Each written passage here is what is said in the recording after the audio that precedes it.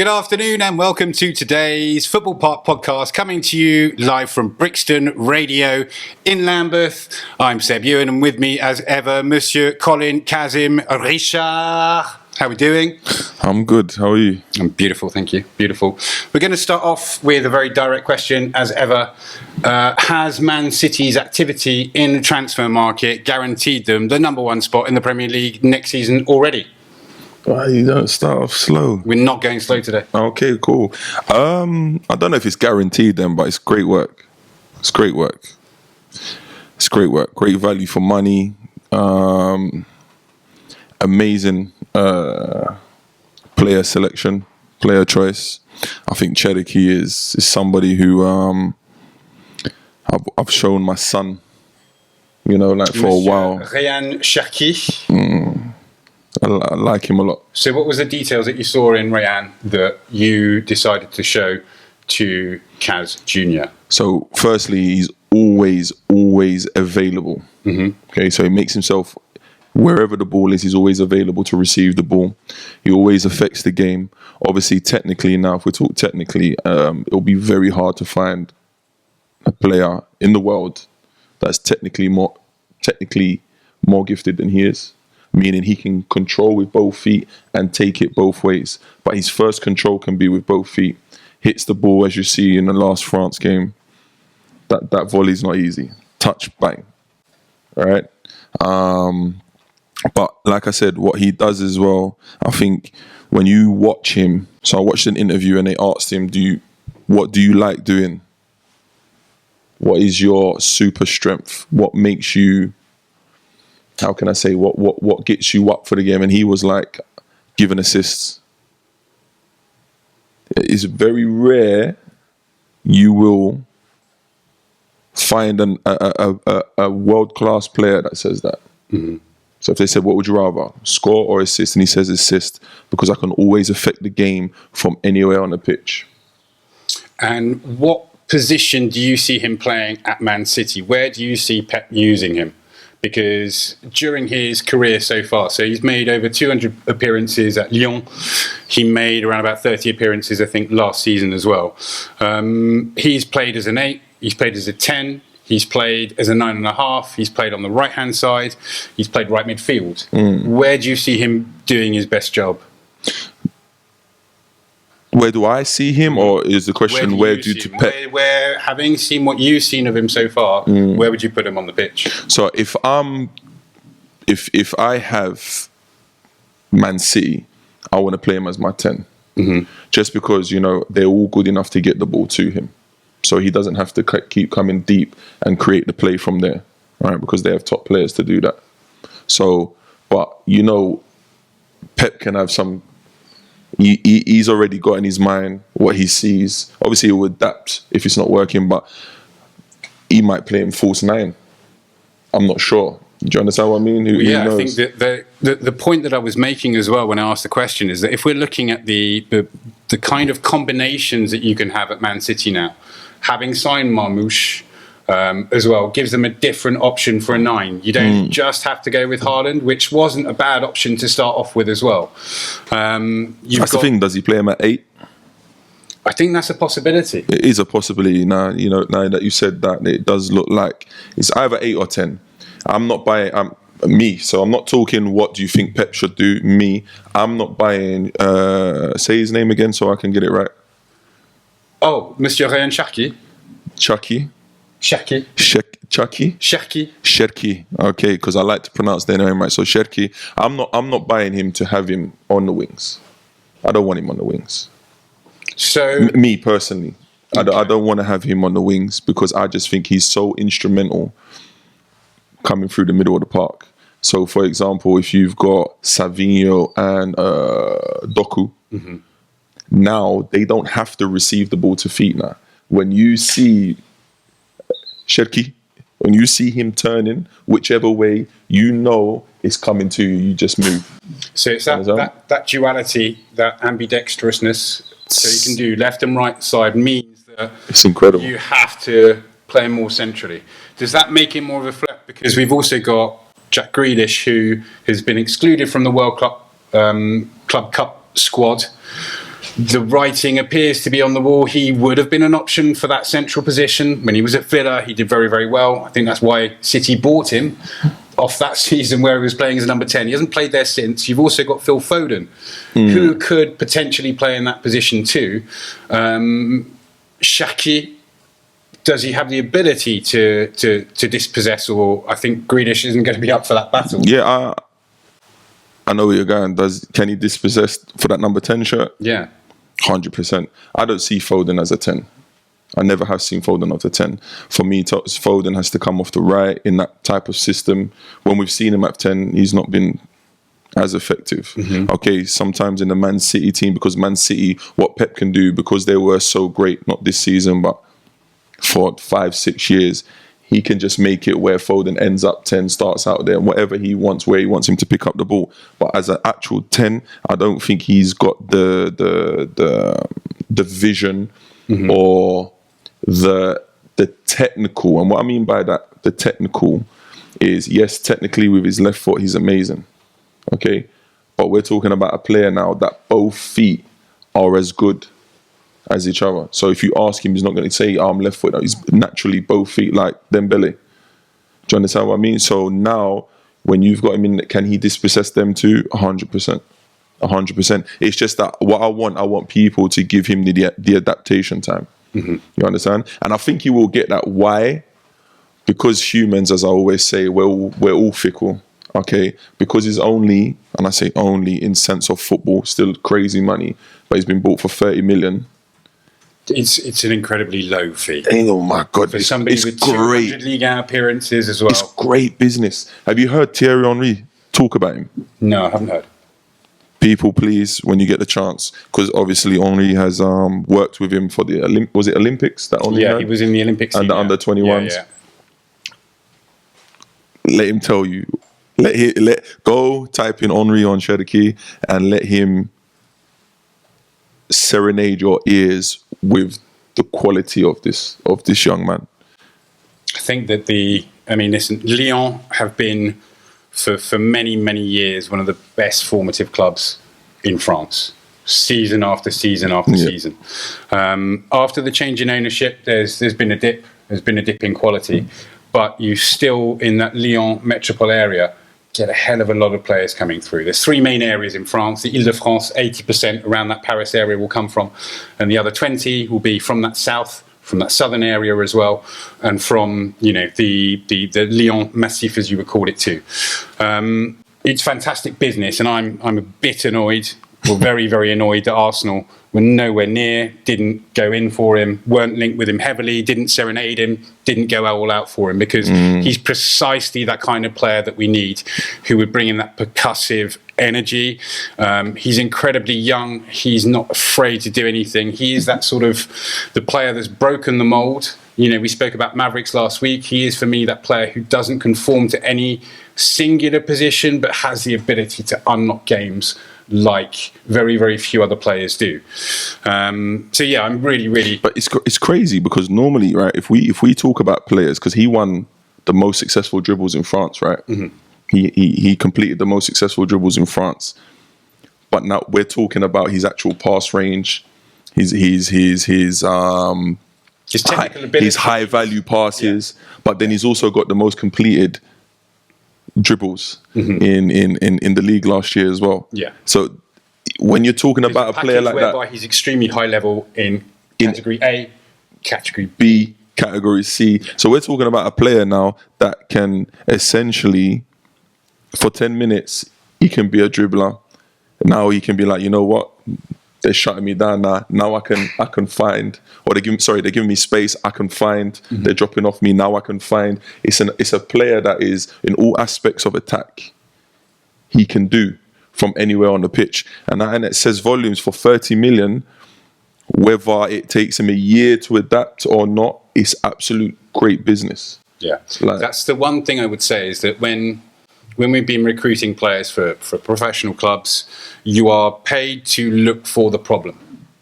Where could it potentially go wrong? Because any transfer, one of the most important things that you get right is you want to minimize the risk. You want to ensure as much as possible that for every penny that you're spending on salaries, transfer fees, signing on fees, whatever it is, that you get a return for that investment, the highest possible and the best possible return that you can get for that.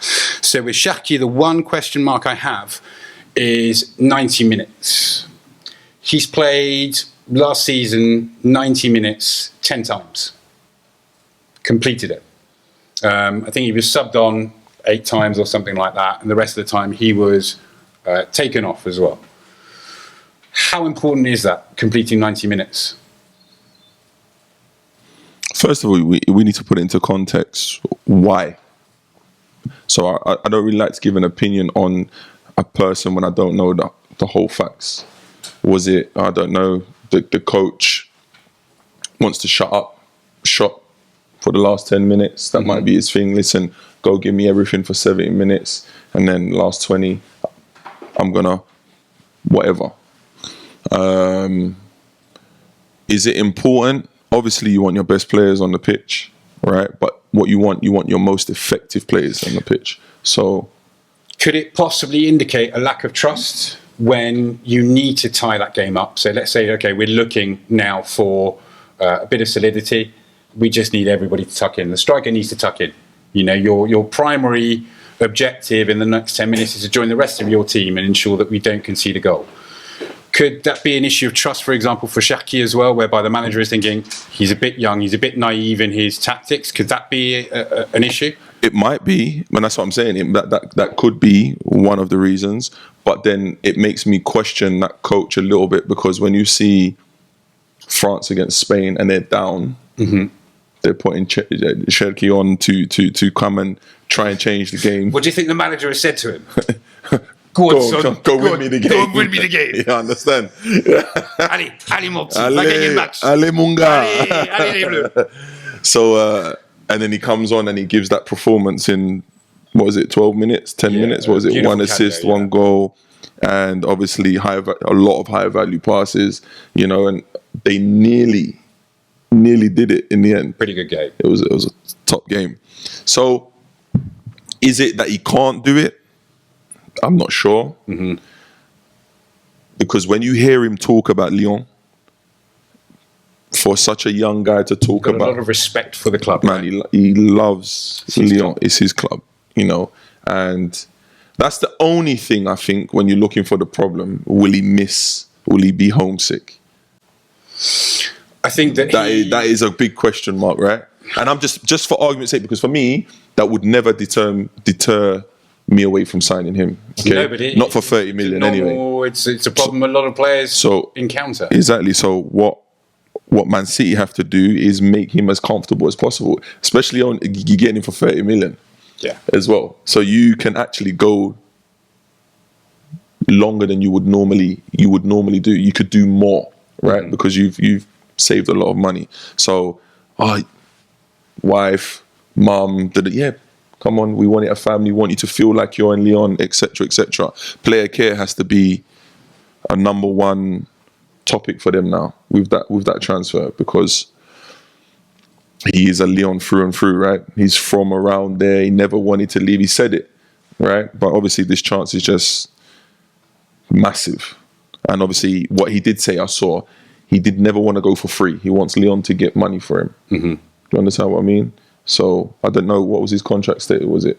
He's got a year left or 2 years? A couple of years, maybe a year or two. But from his presentation, from how he's conducted his transfer as well, I think that we have to highlight this as being one of the signings of the summer already. I know it's very, very early, but I'm convinced that Rayan is going to go and do the business. Yeah, early business is good business. It's good business. Well, and I know you wanted to bring that up, right? Well, yeah. I mean, I wanted to discuss with you as well, from a player point of view, the difference in we talk about doing business early, and it's the ambition. You know, when I was an agent, every single client goes, "Oh yeah, I want my transfer done early. I want to be there for the first day of pre-season." And that's, in an ideal world, that's fantastic. We'd love that as well, but it doesn't happen that way. So what's the difference in between completing a signing on the opening day of the window, whereby you've already agreed all of your terms, the clubs have already agreed the fees as well, all the paperwork's been filled in, and on the day the window opens, all that happens is that FIFA process that transfer information and it's confirmed. You're then announced as a full signing. So where from a player perspective does it change where you arrive before pre-season? So from a player perspective, right, there's a few variables to that. What happens is when you know what you're doing, firstly, you got time to still rest, right, after the season. So you still got time to go away with your family. All your business is done. So you still got that family time. Stress? Is it? You can actually everything. Enjoy your holiday, You can right? enjoy your holiday and you can prepare for what's next, right? So that means not just football, that means everything else. Getting my house packed up, okay? Where you're leaving, yeah. Where I'm leaving, sorting my kids out, sorting my house where I'm going to. He's able to come to Manchester now, or wherever, may it be Audley Hedge or wherever he's going to be living, and look around already, and still fly back to Lyon and take his family wherever. There's loads. Say goodbye to everybody. Say goodbye, well. farewell. I'll see you in 3-4 weeks. Sort his wife out. For example, listen, this is he's already going to have the program for pre-season, 100%. So he might even say, you know what, I'll go for the first 3 weeks. You lot go away, kids finish in school, wherever it might be, right? So there's all those variables. But also what it does is the mindset of preparing for your work now. Right, I'm coming into Man City.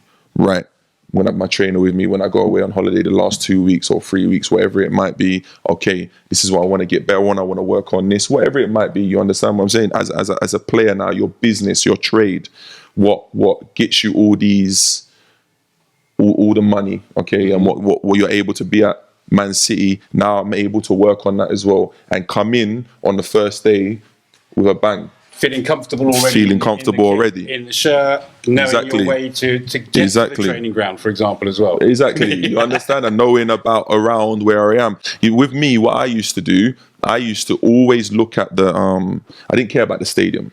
Okay, that's a bonus. I used to look at the training grounds, try and find because that's where we're going to be all the time. Yeah. That's where I'm going to spend most of my time, is going to be at the training ground. Yeah. So, and when a club shows you the stadium first, that the training ground is not going to be very good. You understand what I mean? Yeah. Like, well, obviously in England it's a bit different. But for example, in England, there's a lot of clubs that train miles away from where you're actually playing.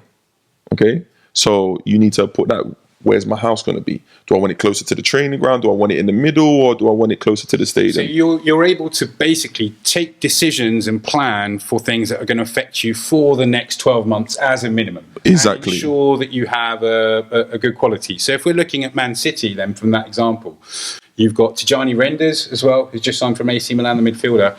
And you've got Rayan Nuiri, who I think is another absolutely fantastic signing. I think Rayan... I said to you earlier, I tried to sign Rayan. I watched him play for France. So before he was an Algerian international, he represented France at youth level and was at a very small club, Angers. Angers basically will soak up all the players from the Brittany and Normandy areas as well. And I saw him play, and he kept a certain Mr. Bukayo Saka quiet. Bukayo had an outstanding tournament. So the two players that I recommended that we sign were Bukayo Saka and Rayan Nuiri. And the manager at the time went into a bit of a strop when I presented as my two go-to players. They are asking me for my professional opinion. I said the two players who I believe that we can bring to this club, the best two, I said, are both 17 years old. And the manager looked at me in a slightly disparaging way. And he said to me, no player, as long as I'm manager, will play. Neither of those two. No 17-year-old will ever play in my team. And he was quite correct, because Rayan subsequently made a move to Premier League Wolves, and Bukayo made his debut at Arsenal, didn't he? So, good one, that one. But Rayan, a player I know a lot about. I think he's been one of the most underrated players, and I think that in terms of the stylistics, he is a player that Man City have lost massively. They lost Kyle Walker. Don't quite know why. Obviously, there was a bit of a bust up there, but they lost in a defensive capacity a huge amount of width. You've got Vardiol, who is a centre-back, who's left-footed, who's an amazing player as well, but he's not in that same mould. He won't be able to do the same sort of technical work that Rayan and arguably Kyle Walker were doing beforehand as well. Yes. Okay. Good. No, I thought he was going on. He was going to ask me about the move, the what was it? The adaptation with them two as well. Well, the adaptation with Rayan, I think, is Ait Nuiri. Dead easy. I'm again very, very surprised that he's not been moved before. You know, he's still very, very, very young. You know, and I think. But do you know what they've done well? They've identified what they needed, and they've gone and they've done it, right? No matter, okay, they had a disappointing season last year for whatever reason. No one knows, okay? We can all sit here and be like, yeah, it's this and that and blah, blah, blah. No one knows. And it don't really matter what we say, right? It matters what they're doing now. And they've gone out and they've done it, right?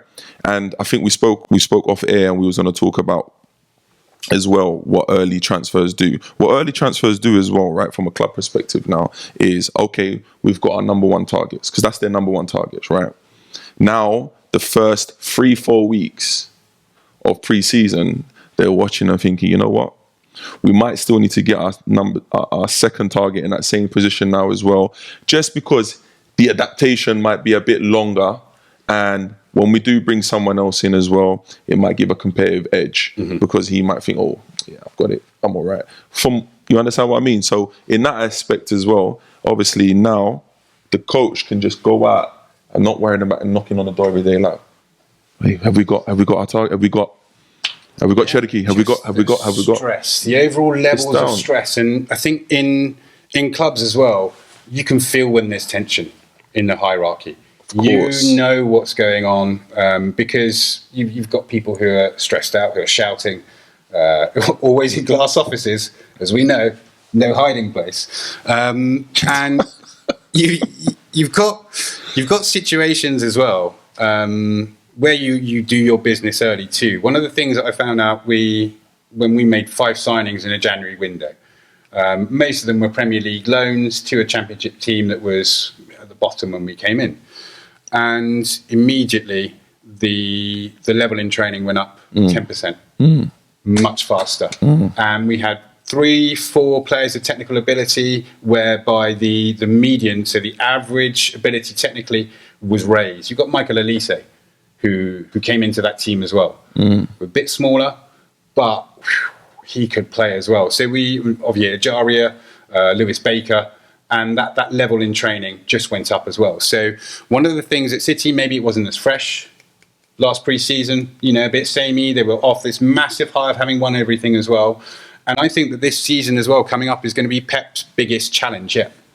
Definitely, but this is what I didn't say as well. I want everybody to understand pre-season as well. Yes, pre-season is for you physically and mentally to get prepared for the season, right? And when you do have a good pre-season, generally your injuries in your team are lower, okay? Because you've prepared, you're able to get in a good pre-season, and muscle memory and protection and fitness and everything is just on point. You're going to have less injuries. But what people don't understand, you know what I used to love about pre-season, because I used to hate the running and stuff, but it was necessary, so it is what it is. But what I used to love about pre-season now is I can find people out and we can make those connections. So as a team now, right, you're now coming in, let's say 22nd of June. 22nd June, 24th of June, or some of the clubs that have had a lot of players now. Let's give it 2nd, 3rd of July. Yeah, exactly. 2nd, 3rd of July, right? You now got 6 weeks. These are the dates whereby all the players, all the first team players are back. Are recorded. Normally it happens in 2 drabs, doesn't it? Exactly. What happens? Well, I had to play a game against Macedonia friendly, so I need an extra 3 days. An extra 3 days, right? Yeah. So let's just say for argument's sake, right? I know there's Club World Cup, which me personally, I would have loved to play in. I'm just letting everybody know that I hear all the noise outside. You're available, it's great. By the way. So I'm available. Window, when they go into the knockout stage of the World Club Cup, there's another window coming up as well. So listen, available. I hear all the noise and it sounds great. Yep, and it's a lot of people. talking, but it's I think you should be asking the players. Yeah, after this experience, what they think. Okay, not everybody assuming, right? Because as I said, you go to Brazil, is 84 games a season that they do on a regular. Okay, all the top sides. Yep. Nobody right. complains about being tired. And except for you. Except for me. No. Gringo de favela. No, but what I'm saying, let's say July the 3rd, yeah, for argument's sake. I know people in the comments will be saying, well, they got this. No, let's just talk for argument's sake. July the 3rd. Everyone's back. What you're doing is creating that bond. Yeah. Creating that atmosphere, that vibe, that energy, that environment that's going to carry you out through the season. Right? Except when you're doing transfers on August the 31st, the season's already started, right? So if that guy's not a big character now, he can get swept away and he can get pressed by the big characters, and the adaptation is tough. So when I went to Corinthians, right, it's crazy. We did 2 days in Sao Paulo, and then we flew straight away to Florida for Florida Cup. Right? And was in Florida Cup for 10 days. And those 10 days, like, is where we all were waking up together, going to sleep together, eating together, music. You're doing the initiation now, like with a microphone on top of the chair. Is it the longest period that you'll spend together as a team as well throughout the season? Yeah, as in yeah, in one boat all together, of course, right? You understand? But you're getting to understand people and understand what they like, what they don't like. Or, for example, if we're all sitting down watching a movie in the environmental room, whatever it is, right?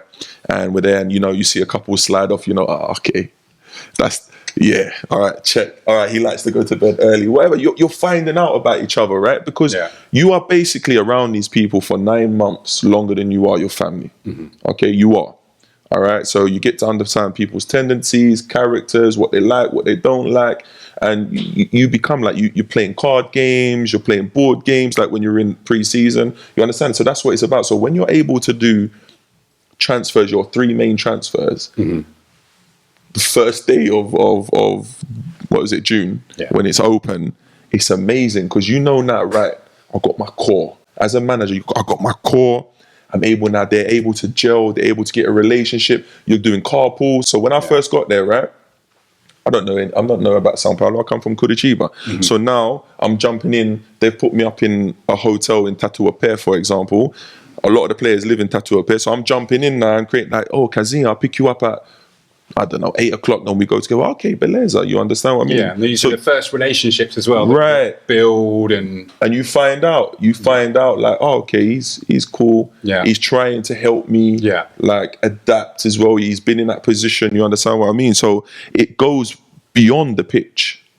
It all comes back around to the pitch, but it goes beyond the pitch. And then your kids start playing with each other. Your wives now become friends. Where are you gonna live? Yeah, there's this house that's right next to me. And boom. Okay, you know what I'm saying? So it is so much more than just running and understanding how we're playing and etc. Now it's understanding. Okay, he's a good guy. You know what? Don't really like him, but he's good. Yeah, right. Need him. Do you understand what I mean? That you're finding out people now. You're piecing your own puzzle together, basically. Everybody. Yeah. Do you understand what I mean? So and man, that first week in Florida was an adaptation, man. Actually, the first week in Curitiba when I got there. So I got there halfway through the season. So that was tough. But guys like Gladiador and Kleber, so that's his name, but his nickname's Gladiador. Like, he really helped me because he's been abroad. He played at Shakhtar, obviously, Brazilian in Shakhtar. Who would have thought it? So he played in Shakhtar, so he knows the difficulties of moving, right? Even though I wasn't young, like in terms of moving around, I've been in loads of clubs. It was different. So even with the language barrier and stuff like that. So and you get, I mean, it makes a huge amount of difference as well. I think we've established when you can get this business done, because of those adaptations, because of the team relationship building as well, just knowledge of your local area as well, that time together that you'll spend as a team as well. So it's for that reason, having done all those moves already with City, having done the business that they did in January as well, that I think that City already have to be favourites ahead of Liverpool That's a big shout. Because the work that Liverpool's putting in as well is not bad. We'll go on to Liverpool next, but I think the key factor for me, aside from the signings, the business that Man City have made as well,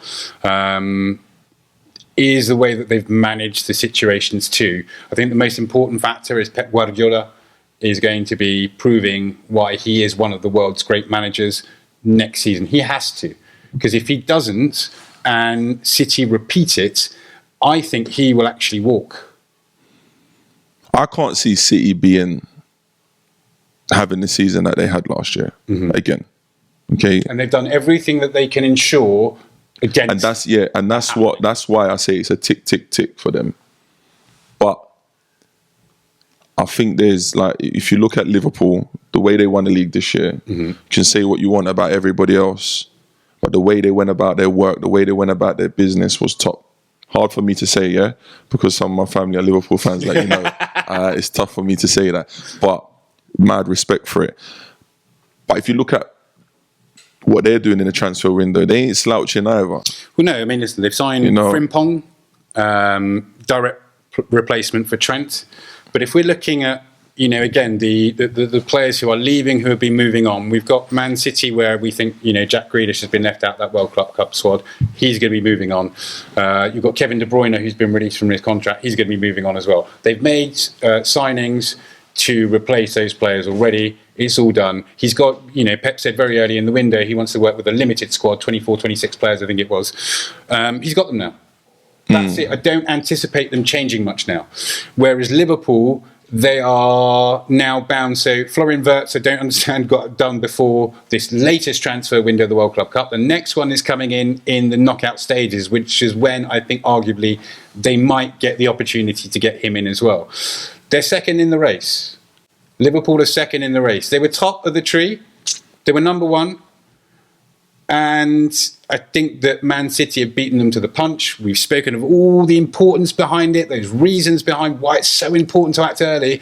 And Liverpool have just let Man City get in front. That's a big shout. That's a big shout. It is a very big shout. But I can understand what you're saying. Wirtz, though, I think is virtually done. It's virtually done, but it's a lot of money. It's a lot of money, and I can't see anybody else paying that money. No, away from if you look, Real Madrid's done their business with young boy from River Plate, right? Franco. Yeah. Let me not butcher his name, right? So that's kind of the same kind of position, right? Mastonado. Yeah. Mastonado. Yeah, something similar to that. Sorry, but then obviously they got Arda, so I don't know if Wirtz is going to be on their I think he's on their list, but probably a little bit. And I think that might be the issue, is that he's still got options, but for 130 million, 120. How much is it? 120. That's the same. By options, you need two interested clubs. That's what you need. Well, he's coach. You know what? Let me be careful. I just remembered. Let me be careful because I know it stays in virtual reality. Obviously, Alonso's at Real Madrid now. I'm sleeping. Yeah, I'm sleeping. Sorry, that's mad. And Real Madrid can do anything. If they want someone, it will get done. But no FFP in Madrid. No, don't do that. I didn't say that. Please don't ban me from Madrid. But that's I love Madrid. You've got you have a situation there whereby they're not guaranteed it. But what's close, apparently, but. Hey, I've been close to transfers before as well, and they've not happened. I still, you know what's weird for me is still why Bayern Munich haven't triggered it. There's a lot of clubs out there, but I mean, I can understand a player not wanting to play for a different club in the same league. Yeah, but in Germany, that's normally a given, isn't it? Right? It's but if you're a top player in Germany, as historically has always been the case, you'll either go abroad or Bayern Munich. They will hoover up all the best talent. They're good, and they're good at doing it, and they're good at incorporating all the players into it. They're very good at it. And it's always been my question why a lot of clubs and countries don't do the kind of system that Bayern Munich do. In terms of, obviously, 49% fan base ownership, right? Bayern's special. Yeah, Bayern is special. And I've actually was lucky enough to see a CPD that they did. You know, Continued professional development. So this is a football program, yeah? Yeah. And I was able to see that, and because some of the Arsenal boys went out there, so the coaches, we was able to play against them, and then they came back and kind of give a breakdown of their CPD, and brought their philosophy booklet back, and it's incredible. I remember going over to the Bayern Academy, just opened, and I had a couple of players who were at Bayern Munich, young Joshua Zirkzee, who's at United at the moment. And we took Joshua from Feyenoord to Bayern. And I remember stepping onto the Bayern campus and thinking, okay, this is now world leader. Overnight, number one. That's what it's the Bayern campus. Yeah, it's incredible. It's incredible. So when you step onto that, because the first team training ground as well is a bit different, right bang in the middle of town as well. Yeah. You know, and they just put curtains up. Yeah. Big curtains up around the training ground. It's crazy. But do you know what? Do you know what's a weird thing? And I know we're giving a lot of compliments, but if I flip it, do you know what's weird? Is about they buy everyone, but you don't hear about anybody moaning about how them and Real Madrid kind of saying about how they don't create anyone.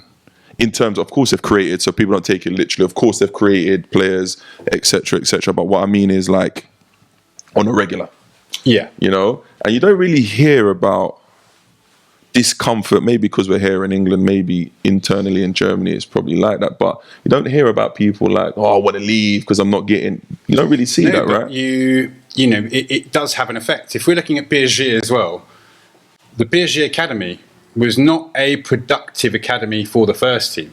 Why? Because they used to buy essentially Galacticos. So, you know, we're not going to play, and they've had so many good players come through the Paris system. But if you were advising your son, or if I was advising a young kid as well, and we're talking about 10, 15 years ago, and you've got Paris knocking at your door saying, would you like to come here? The answer is no.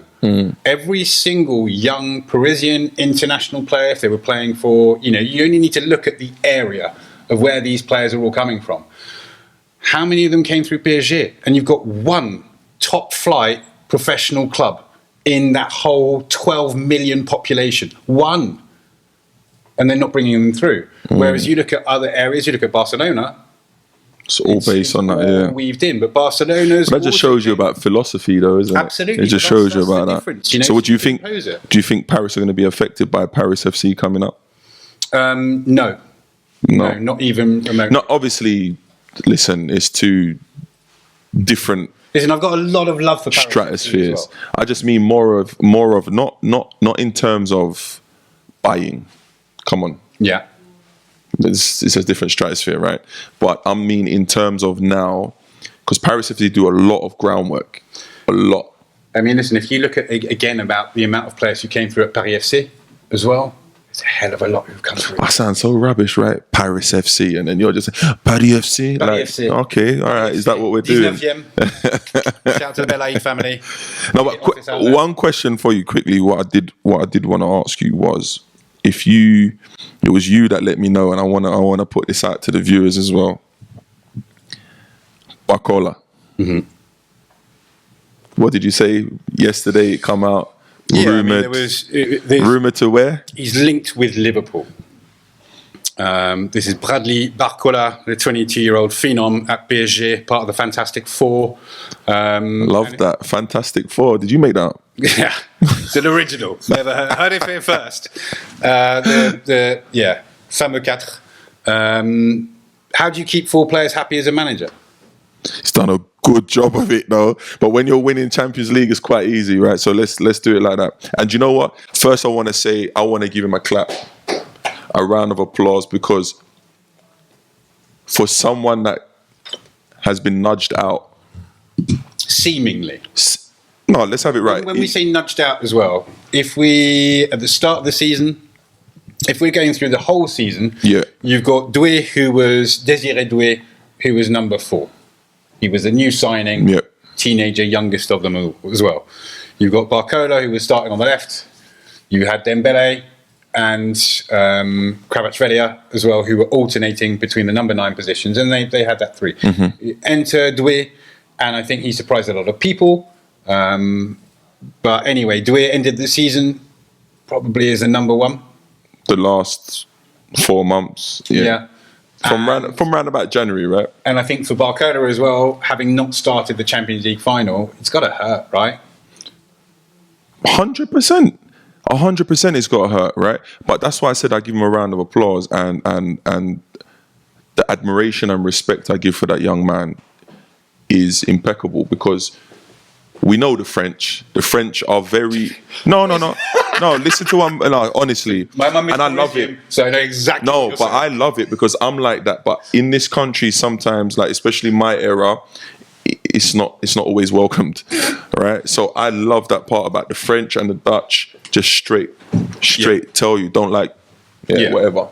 You understand? And you haven't heard a peep out of him. Well, we haven't here. You might be able to tell us more. Obviously, your first language is French. If people didn't know, that's why the names are like perfect.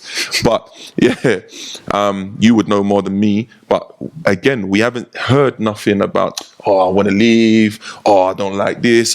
They've brought this one in. Which would, let's be honest, right? If you're going to bring a player into Liverpool, he would be outstanding. Man. So let me put this to you. I know it's all, what's the word I'm looking for? Hypothetical. Thank you. If, and it's a massive, what is it? Air quotes, right? Yeah. Liverpool say his name because I love when you say it. Barcola. Oh my God.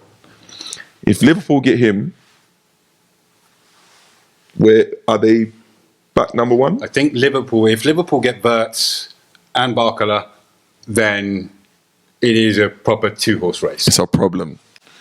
But as it stands today, having, I respect that. Not done any real business, and if we're looking again, Man City's, the players that Man City have dropped in Grealish and Kevin De Bruyne. Kevin De Bruyne, for me, had been on a downward trajectory for around about 12 to 18 months. Physically, I think he was blowing the whole way through the season. It's taking him longer to recover from each injury as well. He's a sensational footballer. He had an outstanding career, but time is time. The most difficult thing to do is call time, and it was his time. They have replaced him. They've replaced him with somebody who's very, very exciting, and I think that they have got that solution. In Liverpool, they've lost Trent. They've replaced him with Frimpong, but it was a starter. It's a starter for a starter. With Man City, arguably with De Bruyne, we could say that he was a starter, but he didn't play as much this season as well. And with Grealish hasn't featured at all for him this season as well. So I think they're really, really strengthening. At the moment, I cannot say to you that Liverpool have actually strengthened their squad. As we sit today, I don't think they are stronger than they were 2 weeks ago. Really? Do you think they're stronger for the loss of Trent? No. I hear exactly what you're saying with that. It's just that, obviously, if we are going off, I don't think we can go like for like. Frimpong's a totally different player to Trent.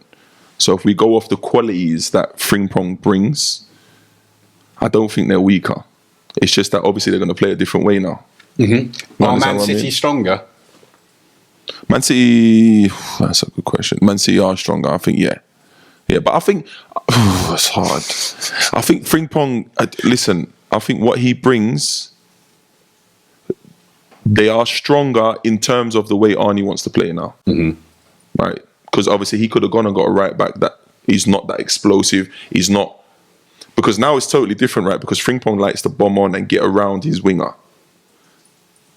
So now what we're doing with Salah, right? I know Salah cuts in a lot, but he stays wide to receive the ball a lot. Yeah, that's his area. That's his area. So now it's a thing. But you know what I wanted to ask you? I've got something to put out there, and I want to put this out there. Because we spoke about Gyökeres, Osimhen. Because you said that Liverpool need a striker, right? Yeah. Okay. Alvarez. I really like Alvarez. Imagine if Liverpool got Alvarez. Listen, I'm just putting it out there. You take Alvarez, you don't need Wirtz. You take Alvarez, you do not need Wirtz. And if you're asking me today, who would I take? I'm going Alvarez. But why not do both? because of FFP. FFP is going to come back and haunt a hell of a lot of clubs. And in fact, actually, it moves on nicely from this two-horse race that we're having at the very top with the two clubs who arguably, because of the World Club Cup, have done the most amount of business as well, to another club that, despite not being in the World Club Cup, has done some business, and that's Manchester United, having signed Brazilian international Matheus Cunha from Wolves.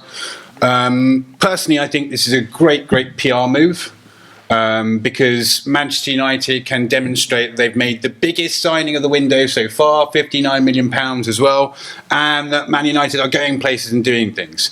However, I've got two issues that I wanted to pick your brains about. The first one is Matheus Cunha, not a number 9, more a number 10, as in Bruno Fernandes. So why are they signing him? That's my first question. The second question I put to you as well is, how do you get the likes of Jadon Sancho, Anthony, Casemiro out of your club? Rashford, because we spoke about early business in the window. So Manchester United have got Cunha in as well. Who have they got out?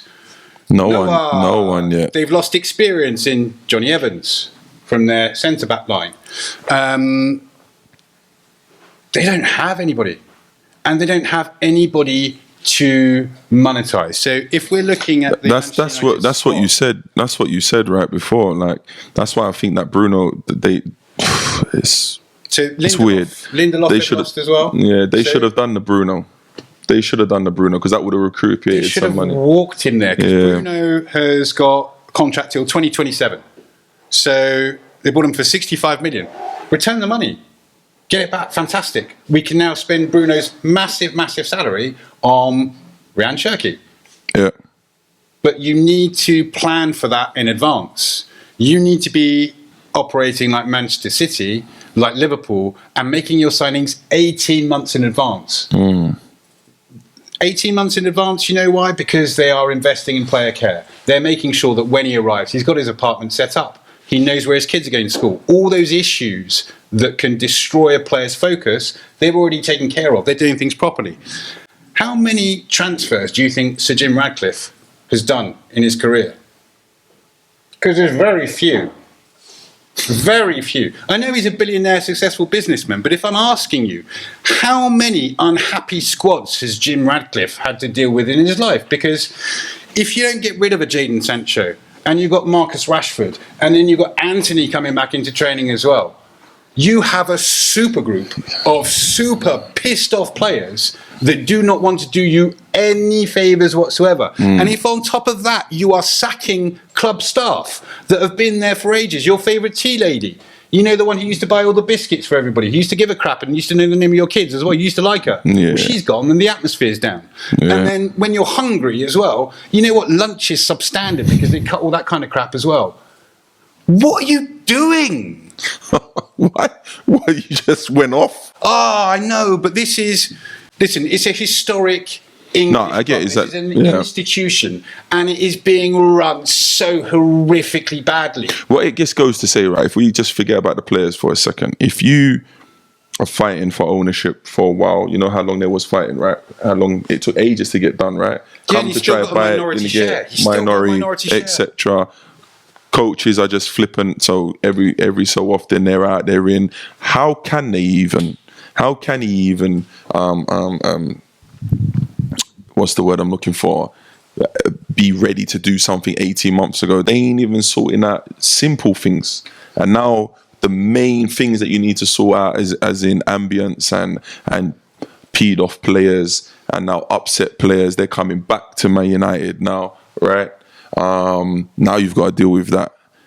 And now you've gone out and spent 60 million on Cunha, who, if you look at him, right, where didn't he have play in that system? Not just where does he play, right? If you look at like, no, sorry, go on. To interject. Number one has to be, where is our weakest position on the pitch at the moment at Manchester United? Where are we struggling like hell? And I can identify it because they don't get any goals. Højlund is not your number 9. Now, obviously, I've got a personal affection for Xerxes. I've known the boy since he was 15 years old. I love him. I'm biased as hell. I'm biased as hell. So he's different. He's a 10-9 basically. He's your number 9 who, when you're playing with inverted wingers, is there to drop into that game. He can finish in the box if he needs to, but if you need a link-up man, he will do. Okay, question though: would you not sell Xerxes? If I could get money for him, I'd get him out of there. Yeah, I would say, Joshua, leave. Because how much did they buy him for? When this club was was meant to be planning for this transfer window here, this problematic transfer window, they were designing a super stadium. That's not going to happen. Old Trafford falling apart. Carrington is just in a horrible condition as well. And they think, okay, we got Cunha. Where does he fit? You never gave me this in the prep. I know, but it's just coming out. It's just coming out, Kaz. What are they doing? You don't really like United, do you? I love United. That's the problem. I'm a massive, massive admirer.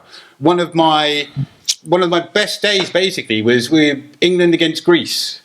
Beckham at Old Trafford. It's a fantastic stadium. Manchester United players, a history. Reading played them in the cup as well. They treated us brilliantly. It is a fantastic institution. If we're looking at British football, English football, before Sir Alex Ferguson took over Old Trafford as well, laughingstock. The rest of Europe used to basically look down its nose at English football. We were horrible in European competition after the European ban. We didn't know anything. We played 4-4-2 long ball battle football. That's what we were known for. Not any kind of stylistics. Nobody admired any English players. Nobody wanted them. You were overpriced and not technical. So Manchester United completely changed that mould, and I have a huge amount of respect for that club. And that's why it pisses me off so much that they've allowed to get this squad in there. Because, as well, when Amorim walks 4 months in, because I'm pretty sure he's already offered his resignation before as well that wasn't accepted, you're then left with... Oh, you're just throwing stuff out there. There's a few bombs today. Oh, my God. But you're left with a 3-4-3 squad. And in that 3-4-3 squad, if you're getting rid of all your wingers this season, you know what the manager then walks into? A completely terrible squad for somebody who doesn't want to play 3-4-3. It's a weird one. It's a weird one because, again, we don't know the ins and outs, okay? But we do know for a fact they got 4 players coming back that don't want to be there. Fact. That's a fact. And as well, let's go a little bit deeper as well.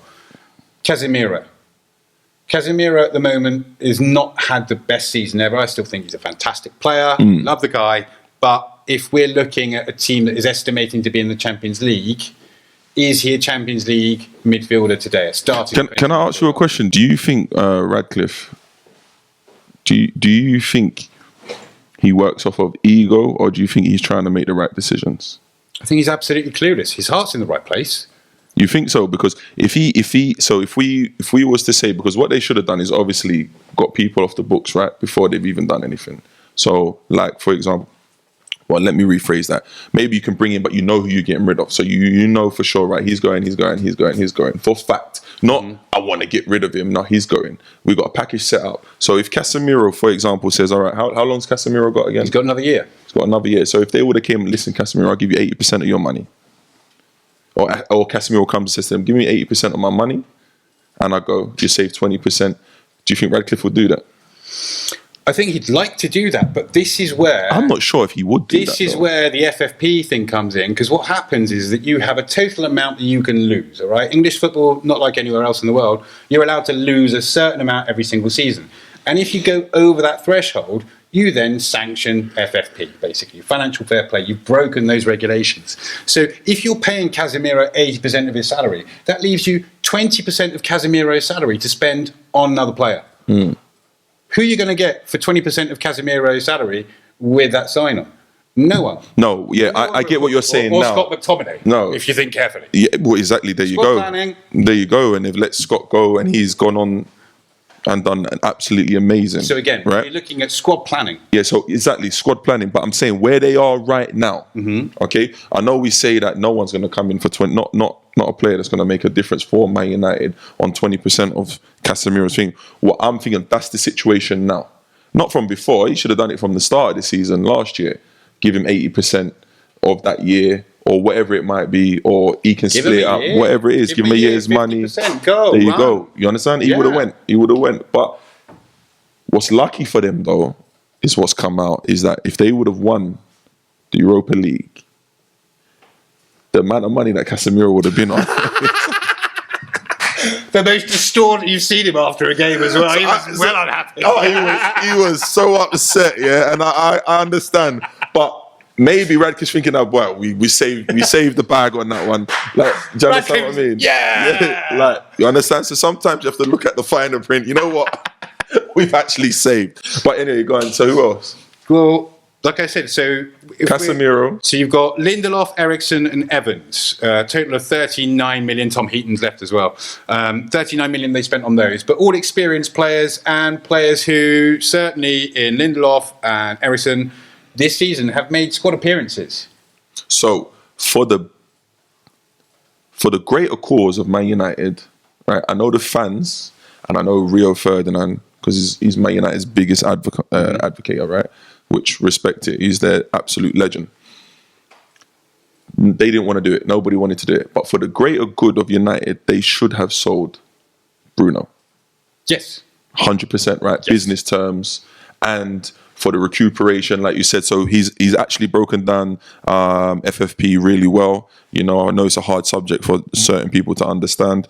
So if that money, how much was it? 100? How much money did they offer? They were I think 80s or 90s. So you've got, overall. So imagine if they would have done 90 for Bruno, let Casemiro go for 80%. So then they got another 20% on that.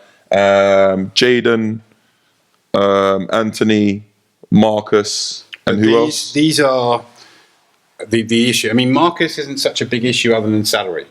Okay, so the question is with Marcus is because obviously he's from youth team, right? Get him off your books. So at the moment, if they sell Marcus Rashford, they make a clean profit on him because he's an academy product.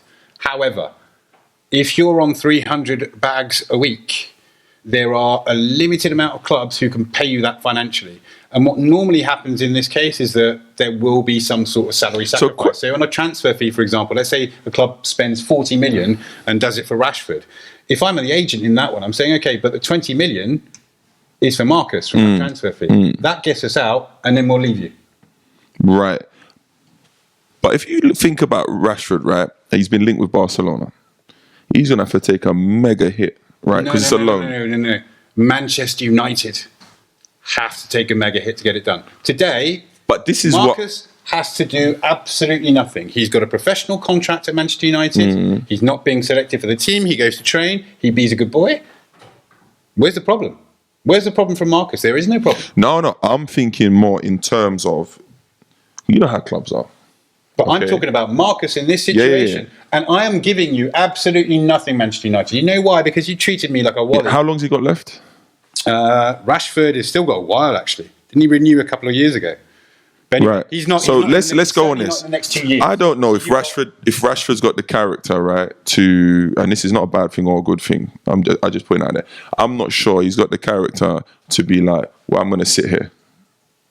No, I don't think any player wants to do that. No. Yeah, trust me, there's some players, if you get 300 grand a week. There are some players that would love to do that. Yeah, but I think he would get agitated at not playing and sitting down because of the off-field and the media attention that he gets by already helping, being in parliament and all of that, doing the correct things that you want from a footballer, right? Now to go and doing none of that, and I'm sitting at home getting 300 grand a week, right?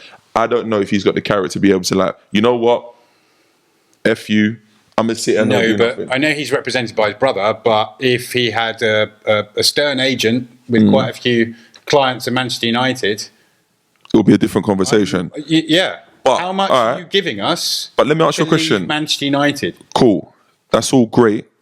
And I hear that. But let's say Barcelona come in and they go 150 grand a week. You come here on loan for this year. Right now, I'm going to add something else to it. What do you think he says? Yeah, you go there on loan. Yeah, he's on loan. Right, so he'd do it, right? But then his agent's going to be like... What always happens is... The other side. Is that you're paying as a club. If you have a player out on loan, you're not You are so rarely making money on them. No, it's not about making money though. No, but for Manchester United, they're saving 150 grand a week though. No, but they're not. They're not saving 150 grand a week because you have a player who's earning £300,000 a week there who's doing nothing for you, okay? You're spending then 150 G's a week on a player that's not there. Mm-hmm. So you can look at it as saving 150,000. You have to look at it like that. Or you can say, we've got somebody who's in a different club that we're paying 150 grand a week for, which in my book is not great business. It's not great business right now from your book because you're thinking of what they should have done already. But about this situation right now, yeah? Here, stay with me. This situation right now, it is where it is, right? Yeah. It is where it is. So is the cup half empty or half full? It's just down to perception. It's not. It's down to league positions and cup finals. Why at the moment, just scraping that bottom of that barrel. Why do you do that? You know what? Listen, it gets worse. It gets worse. So, after losing Lindelof, Eriksson and Evans and Heaton, next year you've got Maguire and Casemiro who are out of contract. I don't think that either of them will be offered a renewal. However, they are 87 million that you signed Maguire and 70 million for Casemiro. No return on those. None whatsoever. Then, 2027, we've got Fernandes. You're going to be 32 at the end of that contract, 65 million. Or you've got Kobe Mainoo. Mainoo's going to be sold. If you are Manchester United, you have to sell him. He is the only player with any kind of residual value that makes you money. Because you've just spent 60 million on Cunha, who you don't need. But on top of that, you've got Luke Shaw now, 29 years old. He'll be 31 at the end of the this contract. Is the most passionate topic you've been on. And then you've got Martinez. Martinez, you have to renew your club captain. Part of the reason I think Manchester United struggled this year was Martinez was a huge loss for them as well. I think they will be stronger for his return, but you need to renew him. You're in trouble. United are in trouble because then the following season you've got Højlund, Garnacho, Darlow, Onana, Mazraoui and Mount. So Garnacho, we know. He was a £400,000 signing from Atletico. See ya, Alejandro. El Hermano. Well, basically, that's what they've done, right? That's what Alejandro's brother did as well, to be fair. You know, there are two ways to get out of a contract. Number one is to completely grenade the crap out of it on social media. It will get it done. The other one is to formally approach the club, ask for a nice meeting, have a conversation about your feelings as well. I'd suggest the latter if you want your career to endure. Yep. Because, again, with Alejandro Garnacho now, is that a big... but sometimes you got to do what you got to do. Sometimes you have to do, like, it's probably got to that point where it's like, I don't care about no one else now. I think in that moment, I don't care about no one else. I'm getting myself out, whatever. Yeah. Whatever. Don't care.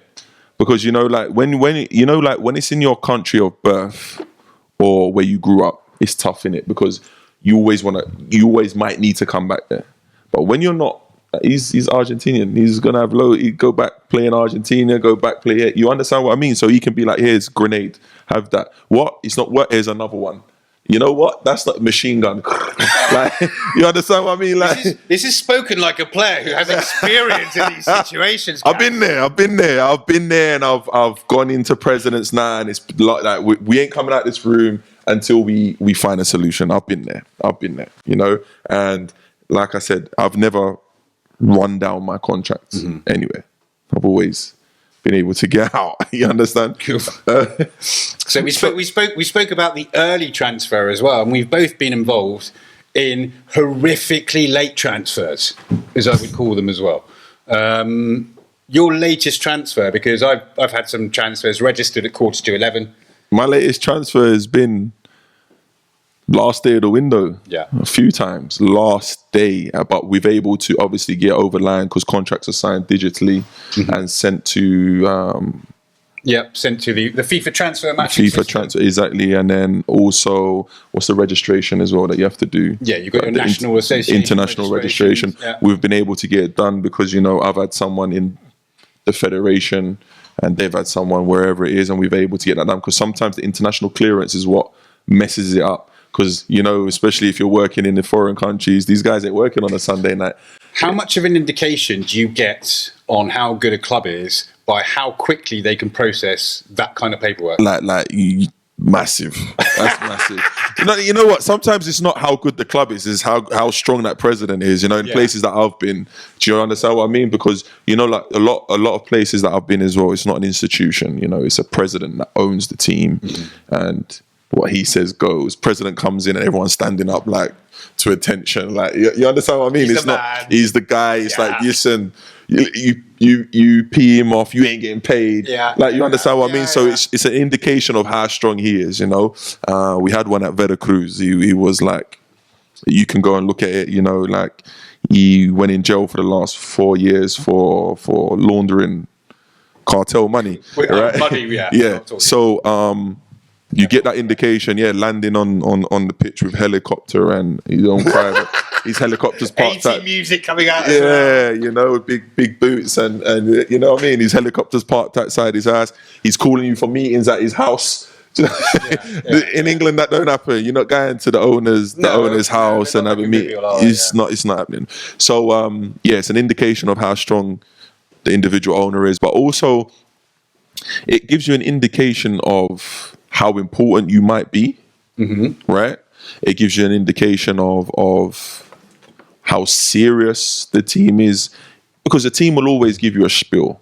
Okay, we want to do this, we see you as this and whatever, and then when it comes to like getting it signed, I used to do a video. Yeah, I know. You can tell just by the way you was. Like, you know what I mean? You would have been my guy, though. You definitely would have been my guy. So it also does that. Like, I've had a call on the 31st of December. Sorry, 31st of December. I've had a call. The 25th of December, Christmas Day. Okay. Right, and I've had to they've booked my ticket and fly out Boxing Day. That's how serious it was. I got a call. Remember, so this was to Mexico as well. Mexico is obviously 9 hours, 8 hours behind. It's nighttime. Like, obviously it's Christmas Day and with the family, get a call. Yo, you interested? I'm like, send the contracts, come straight away. I'm like, oh, okay. Obviously, I had like an inkling. We've had conversations, but nothing direct with the club or me, obviously. And my agent, who's my friend, is like, listen, there could be interest. Would you? Had the conversation with my missus, so my wife, so she's obviously prepared because she does everything. And this is what I'd like to say, you know. Obviously, I'm lucky. I had that backbone. I had that family environment of a wife that is like, okay, you go. I'm gonna sort everything out. A lot of young players don't have that. Okay, they're relying on maybe a relationship that's not fully developed yet. Also on people that are saying they can do stuff that they can't do, because when you're moving country to country now, as you know, there are contracts you need to sign with the shipping containers. There are now, when you get over there, taxes you have to pay for bringing. You might be bringing, I don't know, television with you. There must have been times as well where you move country and you don't know what side of the road they drive on, right? For example, let me give you an example. I sent some stuff to, where was I going? I've been so many. Let me see. So let's work on the Mexico. Right. So my wife came to Mexico 4 weeks after I got there. So I then had to find, this is what I'm saying, I then had to find a place where to go, look at schools, all while I'm now getting fit, because I'm already behind them now because they've been there. Okay, right? So you're immediately, because of this late transfer, you feel like you're playing catch up. I'm playing catch up. But lucky I got a big character, so I'm able to, you know, hide it. Yeah. Hide it a lot, right? And I'm able, and the character that I've got as well, obviously I was lucky enough to do quite well in my career. I've got my own trainer there with me now as well, and I'm doing extras and like, and I'm touching up. That people don't understand as well. Most sports science departments in football as well, because if you haven't worked it out yet, you will do too. The majority of footballers have their own personal trainers, and they're giving you all this load stuff. So a club will come in and say, okay, Kaz, well, I don't know, you did 20 minutes running the other day. I want to manage your load or anything like that. And you're like, okay, I feel fine. And then you'll go and do 2 hours testing with your personal trainer. 100%. You'll be fine the following day. 100%. And they say, oh, you're good. Yeah, you really benefited for the benefit. But what I will say, though, is you do need to kind of gauge it. But obviously, being at that age, I understand my body well. You understand? Yeah. Because you do need to gauge it. But so I'd go, for example, to the stadium, Veracruz at the stadium, and I'd just do all my work there with my trainer, and then I'd go home, get the touches I need, get back into a rhythm. You understand what I mean? You know, big shout out to Ty Hall. That was my my technical my technical trainer, and then obviously I had Mark Finley, who was my physical trainer, right? So then I whole team behind you. yeah, I did, and I was doing that from early, and I understood because I was going to places where the player care and the player liaison wasn't up to the standards that we're used to in Europe. Yeah. You understand? We go over there, it's like, hello, you're signed now. Well, there you go.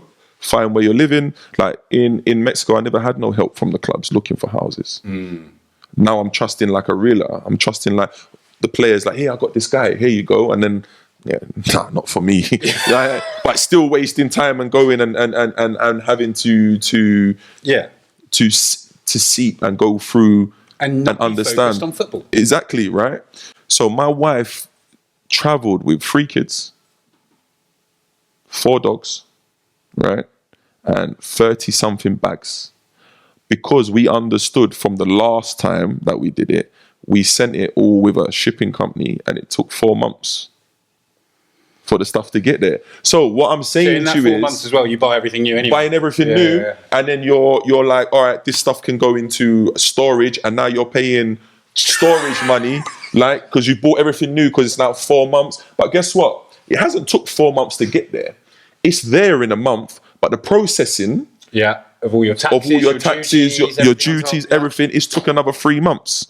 You understand what I'm saying? So when people don't understand what goes on with moving from country to country, team to team, and things like that, that's why these early transfers are really good business for everything. It's why everyone wants them. Understand? So what I also want to ask you the next question. So we've got this cocktail of players, I would say, at Manchester United that's brewing, and they're all wingers. They're all wide players as well. I don't know what that tells you about the formation that they're playing, but they're all wingers. I don't think that Ruben likes a winger. Have you been in a situation where there has been a similar mix of cocktail of players, a number of them, who are unappeased, who are very unhappy, who know that they want to be leaving or agitating for a move, or the club wants them out as well? And can you explain to me, because we've heard the personal issues, for example, that you get when you're moving. What happens in a club when you have a group of players who are really unhappy? So I've been in that situation. You know, I came to Corinthians at the time where the season before they didn't do too well. You know, so he's just gone out and got a load of new players. But the thing is, the squads, because of the games, are massive in Brazil. So we're not talking a Pep squad of 26. We're talking about 40 pros. We're talking 40 and more. Like big squads because of Chelsea squad, like 60. Like we're talking like, no, not that much, but 40, 42 players for sure. And the thing that people need to understand also is like different countries have different rules. So in terms of Brazil, for example, if you play 7 first team games, you can't be transferred. Doesn't matter when it is. It's like, so I'll tell you how I found that out anyway.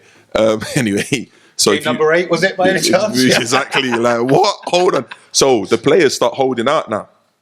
Oh, so game 6. Game 6, game 5. Because if you do it on game 7, it's a bit obvious. No, right? 7 you can't. 7 you're done. Sorry. Okay. So like 7 you're done.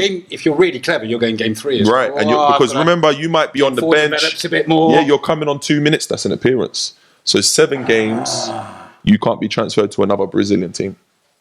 So around about 70 minutes, if you're on the bench as well, you say, "Coach, I just need to lit to the bathroom." You might be like, yeah, like, you know. And I didn't know that, and I'm like, yo, what's going on with my guy? And he's like, yeah, you know, he's trying to get out. The club don't want him to go. He wants to go, or vice versa. So he's obviously selected now for every single game because they want to safeguard him to the club, and he's I'm not playing. He can see. He can see. You know the thing about players. Players can see. I know everyone's got this opinion that players are not the smartest.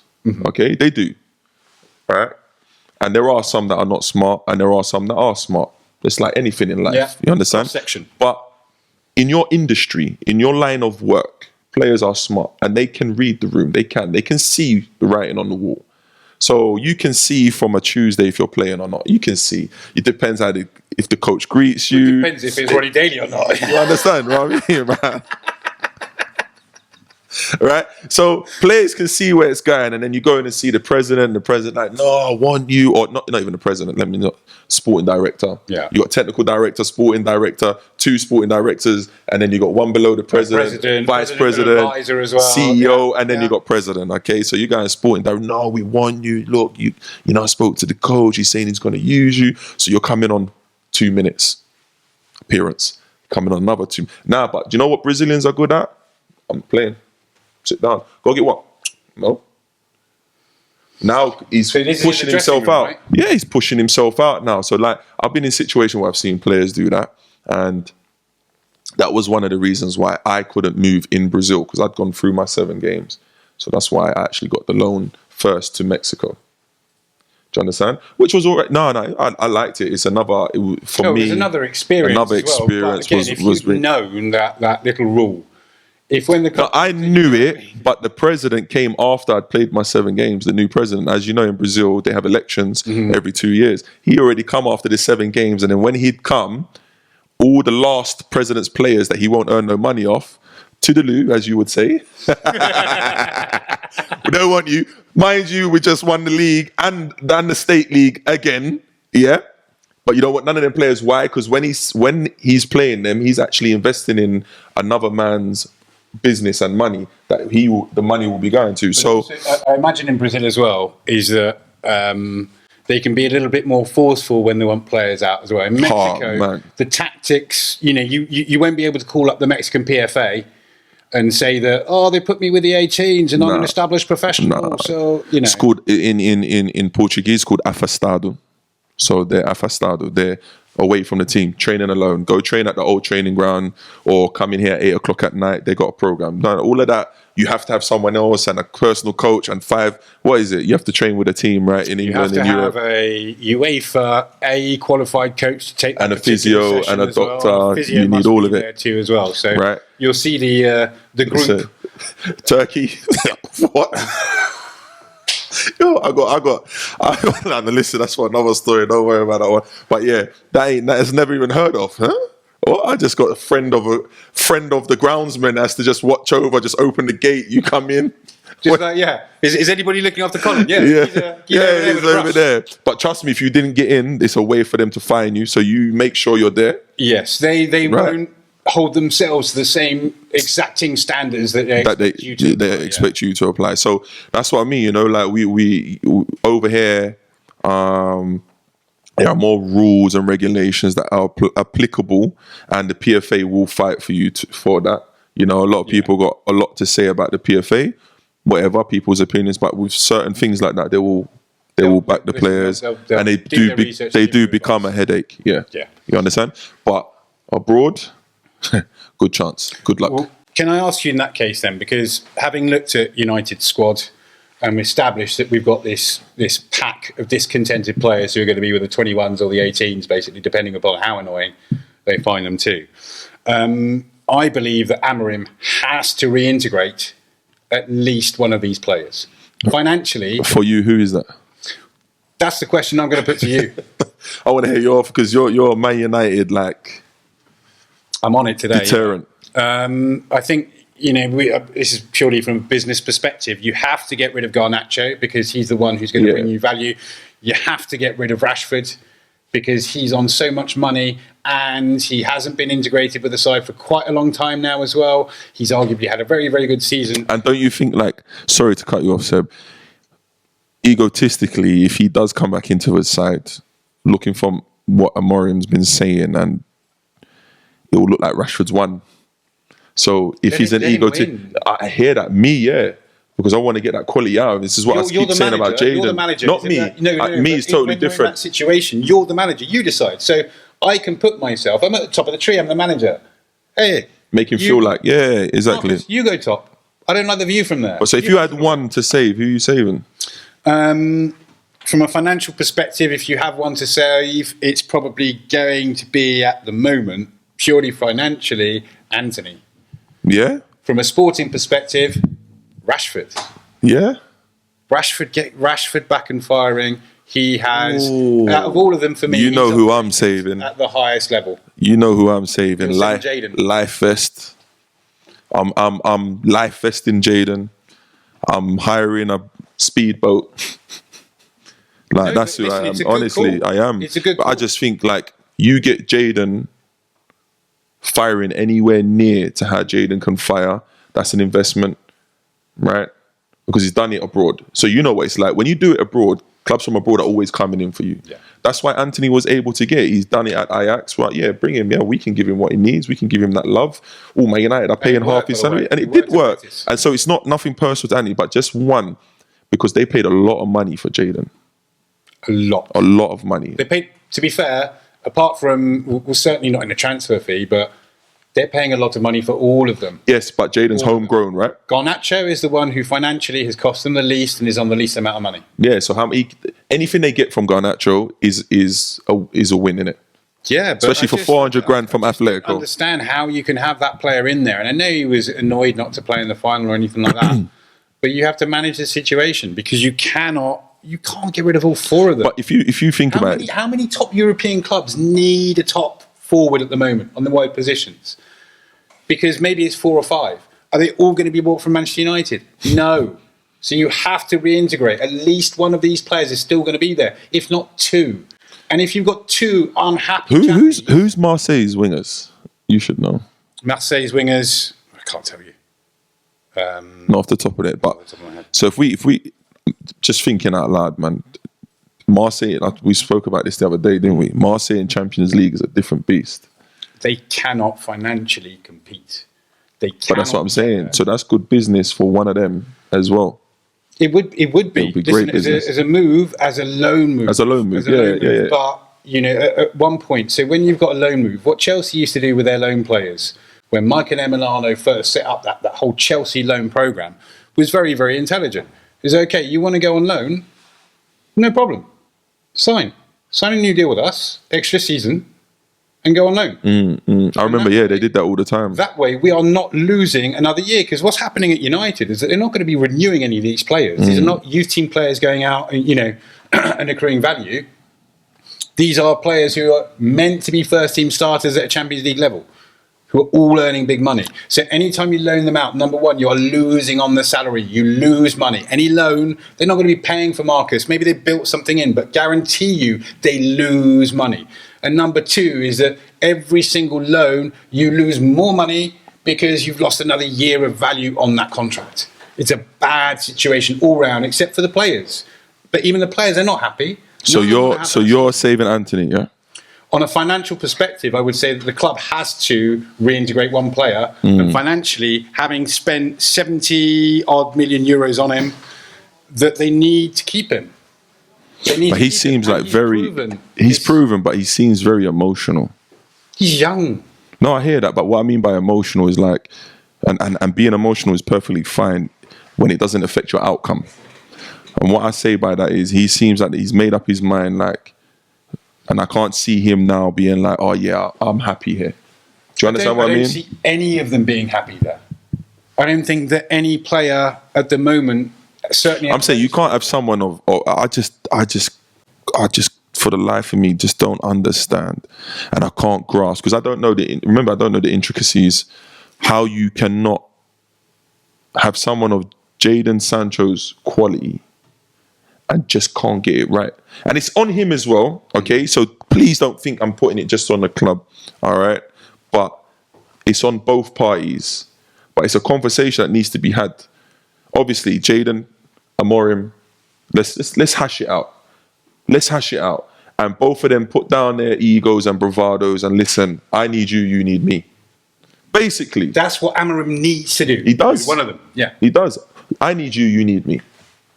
Even if he says it to every one of them and then picks one, whatever. Because I know it sounds bad and it sounds characterless, but he has to choose one, right? You have to so choose he needs to see. He needs to gauge all of them and see where they're at and see who lets down their defense just like I am. I'm coming with my hand out, who's coming with their hand out, and let's have it out. Because if not, that United team's going to struggle, like you know.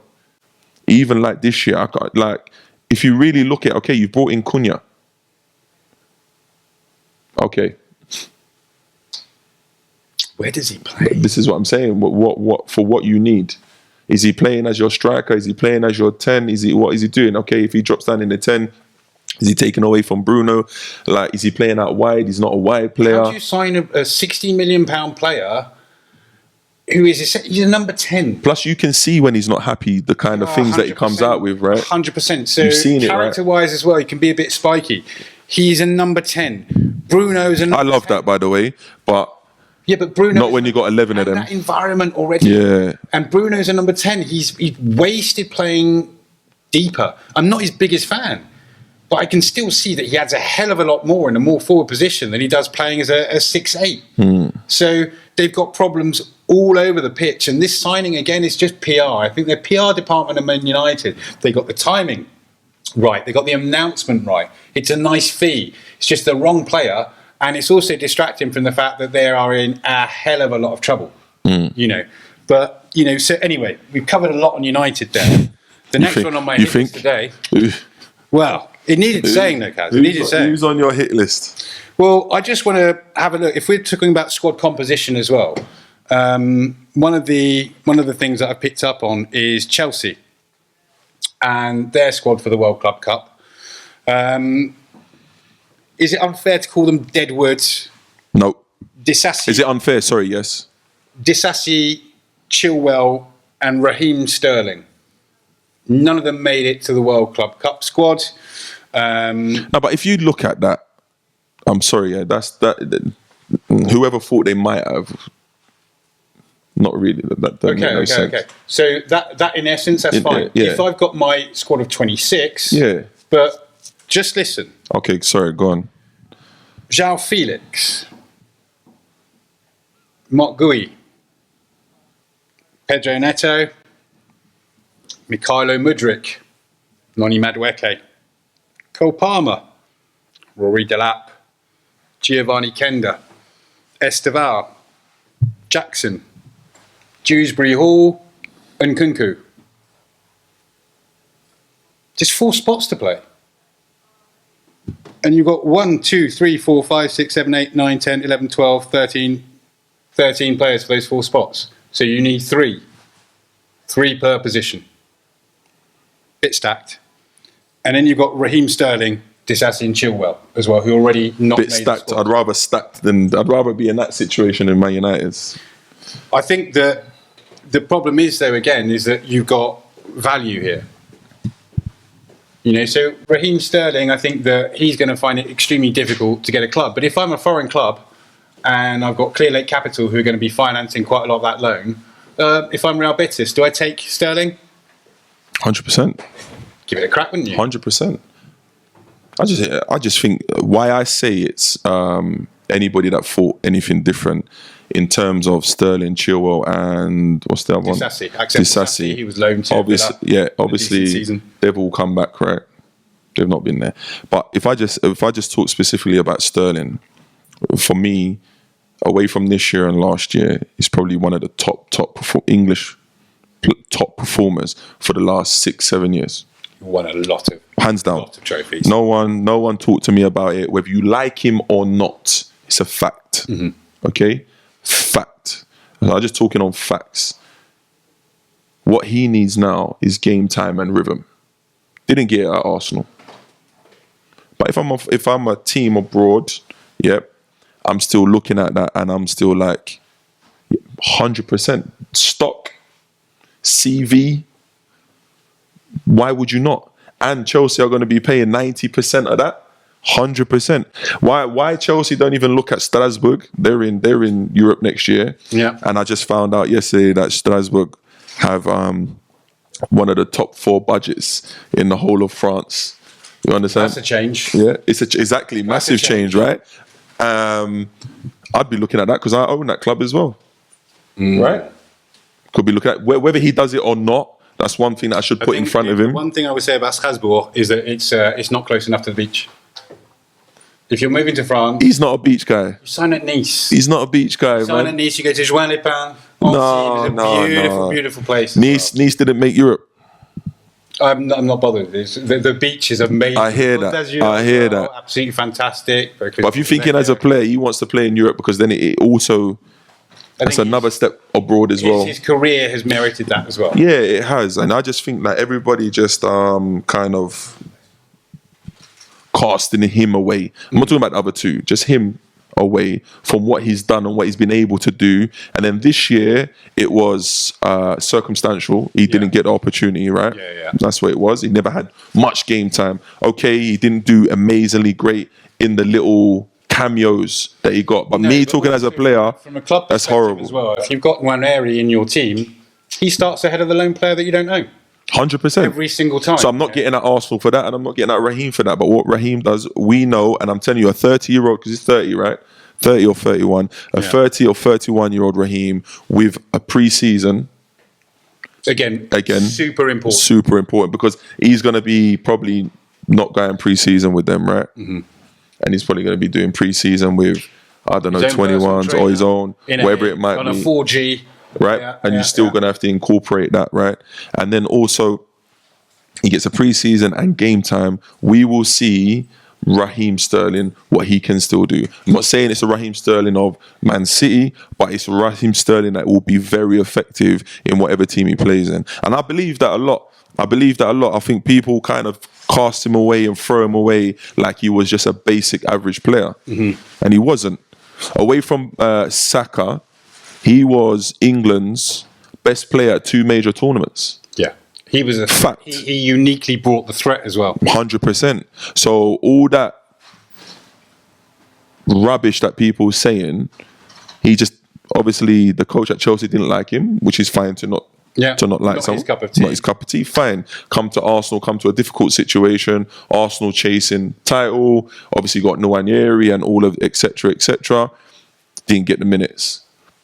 So let's find him the best opportunity and give him the opportunity, because he deserves that. He does, for what he's done. He's been an absolutely top player for England, in the Premier League, has won ample amounts of trophies. Do you know what I'm saying? So for us, that's the Carson way. I think it's ridiculous. So I think he definitely has to go abroad. I think there will be an option here. I think if there could be Villa. What do you reckon? I think the Villa would be a great move for him, but I think with the amount of wingers that Manchester United and Chelsea could possibly put on the market at the moment, tough, yeah. Why would you shop anywhere else? You know the prices are going to be low because they're compromised. So I think the only thing though with Chelsea, I think Chelsea will cover more of his salary than United will cover. Yeah, I mean, listen, Chelsea's transfer strategy is still a complete mystery to me. I cannot, for the life of me, work out what they're doing. No team needs this many forward players, and out of them as well, I'll ask you a simple question: of all the players that I listed earlier, how many strikers are there? Number 9s, because there aren't any on this list. So I don't know how you can put on together, on the list of Sterling. So these are all the players basically who they've got in these forward positions: Raheem Sterling, João Felix, Mark Gui. No, but you said Jackson, right? Madueke. Jackson not a number 9. You don't like him as number 9? He's not out and out number 9. He plays in that position for them. But if you're asking me, is Jackson a number 9? I can't see. Can I find? Wait. Go on. It's not about Jackson. This is a project here. No, I'm not saying he's good or he's bad. That's not what I'm saying. Could I, with all the money that Chelsea has spent, find a striker, 2 forwards, a left and a right? You know what I'm going to do as well? I'm going to be cheeky. I'm going to go with an inverted forward. Really? I'm going to go with an inverted on the right side and a conventional. And I'm going to do the same on the left. So I've got 4 players here. I'm going to go with 2 strikers. In fact, I'm going to go with 3 strikers. And with those 3 strikers, I've got a nice blend. Back to goal, on the shoulder, and something in between. What else do I need? I've got a 10-8. You know, okay, I hear that, but you're saying that Jackson's not a striker. Position. I'm saying that he plays as a striker today, but I'm asking you. So what team? Where is his position? A Champions League team. Could you not find a better player to play? No, but that's not. Yeah, see, that's different. Because that's my question. You know, but that's different to. I don't understand. That's different to what you're saying. I'm not letting you in. I'm not letting you in. I'm not letting you in. That's not what you said. Now you're changing it. No, don't do that. Your original thing was he's not a striker. Now I'm asking you.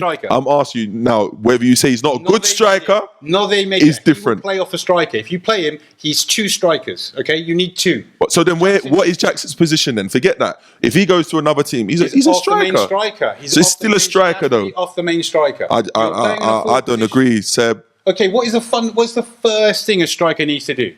The number one thing. Score goals. No, I'm joking. No, don't do that.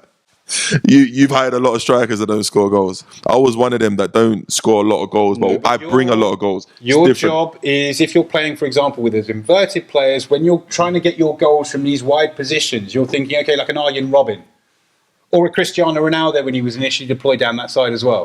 What do you need? You need space. Okay, but kid you not, how many goals? Sorry, let me see how many goals Jackson's got for Chelsea. Listen, he's got a lot of goals, you know. Badly. You're doing an Obi Mikel vibe. No, I love Obi Mikel as well. Joe Navy's a good boy. Good boy. But, no, the point that I'm trying to make more than anything else is not relative to Jackson. Type in Obi Mikel. It's not relative to Jackson. I think that Jackson individually has done a very, very good job himself this season. But if you are after a Chelsea number 9, a proper Chelsea number 9, that is relative to the players that we've had in the last 10 or 20 years, are you picking Jackson? Are you signing him? No, but that's different to what we're saying. I hear what you've turned it into. That's my issue is the construction of the Chelsea squad. I don't understand what they're trying to do. And with all the players that they're starting, they still don't have, for me, an out-and-out number 9. And let's for argument's sake, let's say that Jackson is a number 9. How come you've only got one? All right, that's the better question.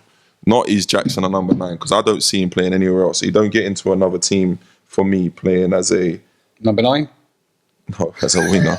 As a winger, I think he needs to work on his finishing, but I think he gets in very good areas of the pitch to actually score. He needs to work on his finishing because he's like a maybe 1 in 4 chance man. If he can get that down to 1 in 2, he'd be so effective.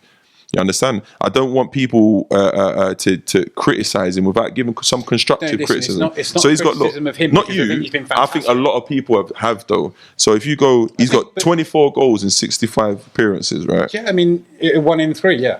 So and he's got what 14 goals in the Prem. 14 goals in the Prem is not. No, it's bad not to be these sniffed days. at. It's not bad.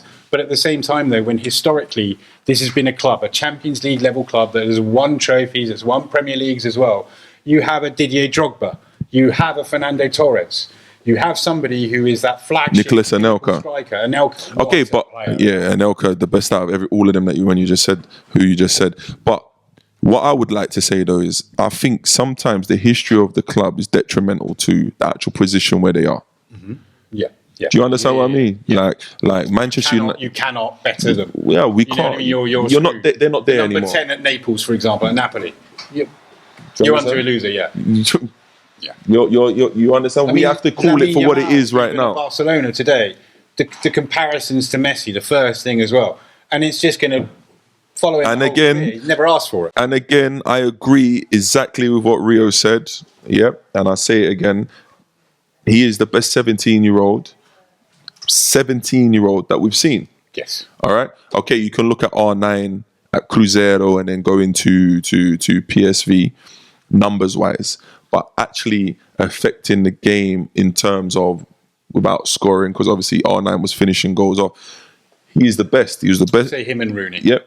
Rooney at 17 years old as well. Yeah, Rooney was top. Champions League was bullying opponents. I don't think Rooney at 17 had a season like Lamine Yamal had though, in terms of a whole season. That's fair enough. Yeah. As in talent wise, he's there, and being so important as well. That's what I mean, because they were very different when he come off. Yeah. When Lamine's not playing, they're a total different team. Yeah. So I will give him that. But yeah. Where does he? Going back to Jackson? Where does Jackson play if he's not playing striker? I don't think he gets into the team, and they don't have. And again, who do they have that can play number 9? Like you said, if it's not Jackson. So like when we talk about people sometimes, and this is not us here, I just mean everybody in general. Let's talk without some biasness, and let's be constructive. If Jackson doesn't play Obi Mikel, who plays in front of him? Who plays striker that they've got right now? Okay, you can say maybe, well, then we go to 21s and we go to 18s. You can say that, but the fans won't be happy with that because Chelsea's supposed to be buying the best players from around the world, and it then becomes, oh, well, we've got an 18-year-old player and we need to go and spend 60, 70 million. If Chelsea went and did 10 million on a striker, everyone tomorrow would be like, who? Do you get what I mean? Yeah. So, I mean, we've got Delap in there as well. yeah, now you've got Delap, okay? What would the excuse be if Delap doesn't do well? Because all their strikers haven't done well in the last how long? Well, it's been a while. It's been a while that Chelsea have had. I mean, and Kai Havertz left, who was arguably, again, not 9. No, I don't think he's in on the same that. bracket as Jackson as well. Not a number 9 for me as well. In fact, Kai Havertz coming through with an 8. He used to play centre midfield for Germany when he was a kid, his favourite position. No, I mean, it's a different one. But I think with Delap, for example, at Chelsea as well, he's going to find it very, very, very difficult because he needs service. So I think that Chelsea are going to find it extremely difficult this coming season as well, because I don't think they've necessarily strengthened. I think they've grown. They've added some more players of a similar level. Who's Chelsea been linked with? Anyone? I think they've been linked with everyone. They've been linked to the Cameroonian defensive midfielder at Strasbourg. I think they've signed him, maybe. I tell you, he's a good striker though. The Strasbourg striker, the Dutch one. Have a look. Sorry, guys, man. Should have been. Well, the one striker that they may have been linked with is Gyökeres from Sporting Lisbon, the former Coventry City striker. We've seen in the press recently as well. You've got the president of Sporting Lisbon, or the new sporting director, who is saying that they will not allow Gyökeres to leave for less than 100 million. Is that what they said? That's what they said. So there's rumours that there was previously a gentleman's agreement between the technical director, Hugo Viana, and Gyökeres' agent. However, slight issue is that Hugo Viana is now technical director at Manchester City. So the agreement that these guys have made in place is no longer there. So Gyökeres' agents, who believe that they've got him out for 70 million, would have been working on this deal for a number of months, and hey, 70 million, easy, let's go. We'll deal with you. So Chelsea, Arsenal, for example, have been thinking, okay, we've got this, and you'll make your financial plans accordingly, because 25 million, it's a 5-year deal, 5 million a year for a player, it's 100 Gs a week. So you've got a contract out of that. There's a player's contract in difference between the valuation that had been given by the agent and the 99 million that the new sporting director will have been told to ask by his president to ask for. And teams in Portugal will stand by that. For every penny. I'm telling you. For every single penny. They will stand by that. No matter what, you can sit out. I'm not coming straight. They will stand by that. So I believe Gyökeres will leave in the region 85 to 90. 85 to 90. Why? Because I don't believe that Sporting Lisbon think that he is a top player. I don't believe they do. Why? Because of the contract basis. As in? Well, those adverbs are crazy. Yeah, go on. If we're looking at a release for a top striker, a world level striker, it's 500 million, your contract clause release. It's not what that will trigger the release clause. Yeah, no, I know how that works. Trust me. What do they times it? They times it by your was it in Brazil? I think they times your salary by something crazy. Yeah, it's something and crazy. And it's to guarantee that the club has a sensible starting point as well. With Gyökeres, 100 mil, it's quite low, relatively low. So you can say, okay, he's an older striker as well. 27, 28 years old. So the club that buys him now has got one contract out of him, or we can say 3 seasons where he's going to be operating at his top level. So you're looking at 30 mil a season for it. I don't know. He just needs to adapt his game a little bit when he starts getting older. He still could be very effective because of just how big he is. He could be effective in the right team, but if we're looking at where he's going to go to, who needs that kind of player, we could say perhaps Liverpool. Because Nunez hasn't been on fire this season at all. He's struggled. And we could arguably say Arsenal. Arsenal could do with a goal scorer. Arsenal could do with a number 9. Somebody can come in and... Oh, did you see his assist stats? He did well. 70. Listen, I like But that. you know what? That says more to me about his goals. I think that he's doing extremely well. But there's something about Gyökeres for me. I'm not feeling it when I'm watching him. That's how I feel. That's why when someone asks me about Osimhen or Gyökeres, yeah. Gyökeres, it's an easy one for me. You're going Osimhen, right? Yeah, I'm going Osimhen. Osimhen at Arsenal? But just like give that nitty grit what Arsenal need. Beating up guys every week in and week out. When you come into the Emirates, like people don't want to come to the Emirates now because they know we're going to get beat up every week, and they're scoring goals as well. What I did see though, I did see a Galatasaray reporter, not a Galatasaray reporter, sorry, Super League, quite a big reporter, and he did write up something on Osimhen, which made me think, but I wouldn't be really too bothered by that. He didn't score against any of the big clubs. And I hate when they do that, because you're talking about 6 games out of 40. But it also, listen, everything is relative as well. There can be a period where you're playing injured and you're not quite as effective and you're doing a job for the team. And it means... Yeah, exactly. So what did he do in that game? When you're going to be drawn into a team. So I've never really had too much important weighted on who they score against. Because you know what? If you're winning the games, you're winning the games. Statistically, okay, he scored goals which has brought us this many points across the season. Decisive goals. It's more important to me. Exactly. Yeah. And the value of his goals, right? I love that way more. Like, sometimes you see certain people they've scored 5 goals, it's 5 in one game. Or they're scoring goals, but your team's lost.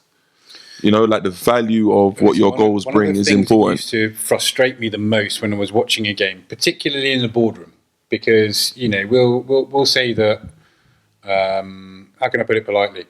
Lots of people in the boardroom have got absolutely no idea what's going on in a game of football. They may have watched it their whole entire lives, but I can tell you, if you're asking them to dissect what's actually going on in this game here at the moment, they don't know. They've not got a clue. So you can be in situations whereby you're seeing something happening on the pitch. So I had a player who wasn't his biggest fan. He was earning a hell of a lot of money. And I'm seeing it, and I'm thinking, okay, why does he not play for the team? He's in a position whereby you should be playing for the team, playing in your striker, playing in your winger. He's not doing it. He's just uniquely trying to create himself an opportunity. And after doing this in every single game, he would score a goal every 4 games. A goal every 5 games or so. You would say he's amazing, isn't he? No. He's incredibly selfish.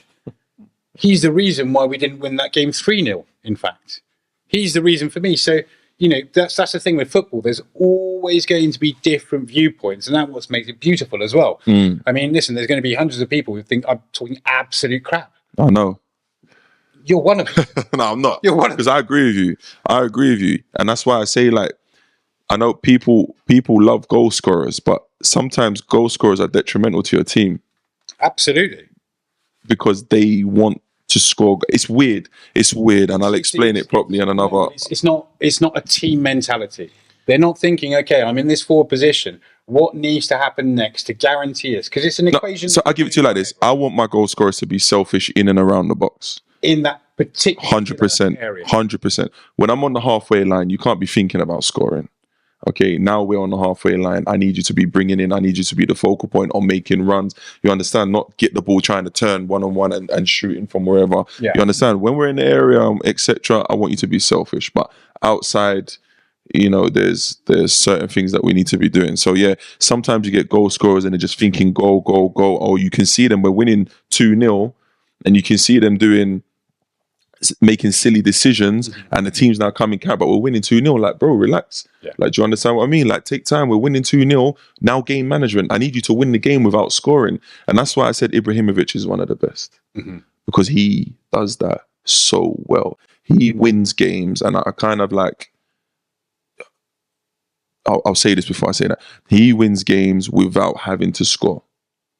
Do you understand? He did score amazing goals, but he would win you a game without scoring. And I was kind of like that. You understand what I mean? Like, I would win you games without scoring. Do you know what I mean? There's again, the individual goal records of players depends upon what you're asking him to do. If I'm consistently playing facing my own goal, the goal is here, and I'm doing that in between the box and the halfway line. if it's a direct team as well, I'm winning that first ball. That's my main job because I've got people either side of me who can finish these things off as well. So, it's making it's changing the primary importance of what you do in that team. Your importance to hold the ball up and give everybody else a rest. Primary importance. So we've got possession of the game. Once we're confirmed and into that game, I'm going to move up to the next zone as well and start doing more. So you've got different players for different things. Going back to Jackson, I think that's what Jackson does extremely well at Chelsea. Despite, I think, he's not best suited to that position, he works so hard. He works harder than most strikers, I would say, in the Premier League at the moment, but without that return. Yeah, don't get me wrong. In the final, that was a crazy miss, right? That was a crazy miss, but it happens, man. It happens, and did he score? He scored in the final as well, didn't he? So he got his goal. I'm sure he scored in the final. He did. Cole Palmer. I'm sure he got a goal. But anyway, c'est la vie. C'est la vie, monsieur. I think that's a perfect place to. C'est la vie. C'est la vie. C'est la vie. I'll leave you with just a little thought. Russell Martin, my favourite coaches as well. A little quote that he had. He spent his whole career based on proving people wrong, said Russell Martin. And I think he's backed that up with all those Southampton fans that believe that he would provide them with a really good Premier League team this season. Anyway, that's the Football Podcast for now. From Brixton FM. Speak to you later. Cheers.